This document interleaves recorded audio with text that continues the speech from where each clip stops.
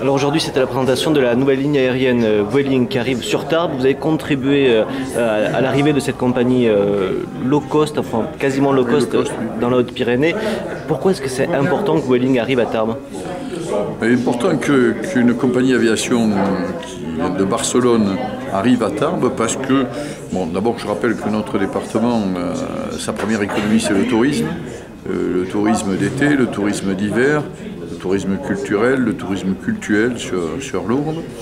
Et on s'aperçoit aujourd'hui que le marché du tourisme plafonne quelque peu, parce qu'il faut aller chercher des clientèles sur d'autres espaces.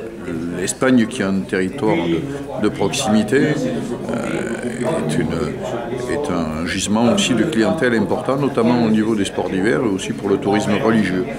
Alors, il y a eu l'opportunité de rencontrer cette compagnie de transport, Vueling, basée à Barcelone, mais qui a des correspondances sur toute l'Espagne, que ce soit Malaga, que ce soit Madrid, que ce soit Valence, Bilbao, que ce soit en même temps les Baléares, Milan, Rome, tout passe par Barcelone et bien d'autres destinations.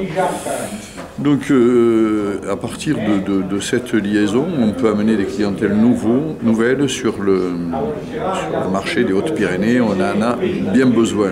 On a besoin de générer l'arrivée de plusieurs milliers de touristes qui dépenseront dans l'économie locale.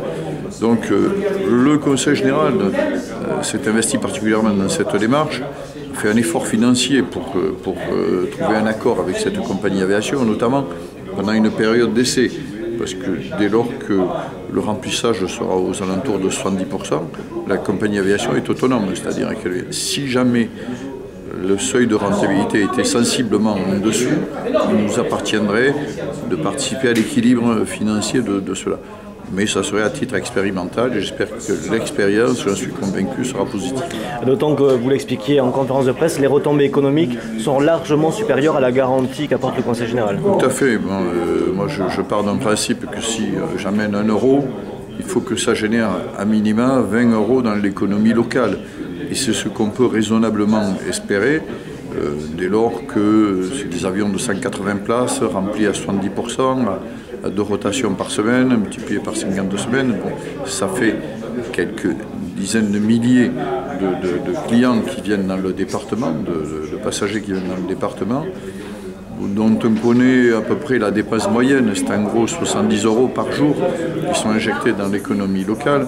Donc ça se traduit rapidement en une retombée économique de l'ordre de 5 à 6 millions d'euros dans l'économie locale sur un an. Bon, quand on engage 200 000 euros pour générer 5 millions, je pense que ça fait partie des choses où on a un retour sur investissement très important et c'est la raison pour laquelle j'ai souhaité encourager le Conseil général des Hautes-Pyrénées à aller en ce sens. Alors globalement, on a également vu les résultats de l'aéroport qui se développent, le nombre de passagers augmente, les liaisons vers Paris aussi. Vous étiez récemment à Pau aux côtés des élus du Béarn et de la Bigorre pour la LGV. Pourquoi une telle mobilisation pour que les lignes de transport arrivent jusqu'au pied des Pyrénées, jusqu'à Tarbes?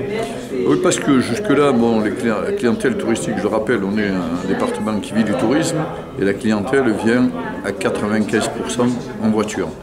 Bon, et donc on arrive aux limites de ce marché-là.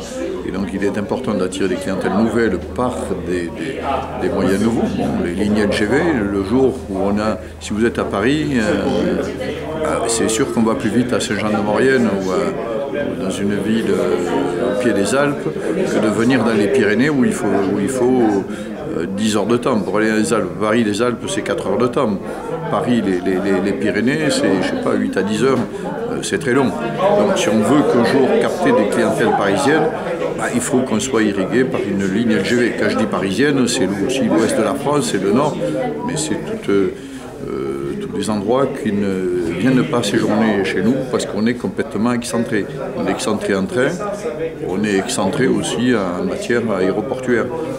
D'où la nécessité de recourir à des moyens de transport modernes aujourd'hui. On le voit, y compris dans le domaine du tourisme. Les gens ne partent plus. Autrefois, ils partaient un mois en été.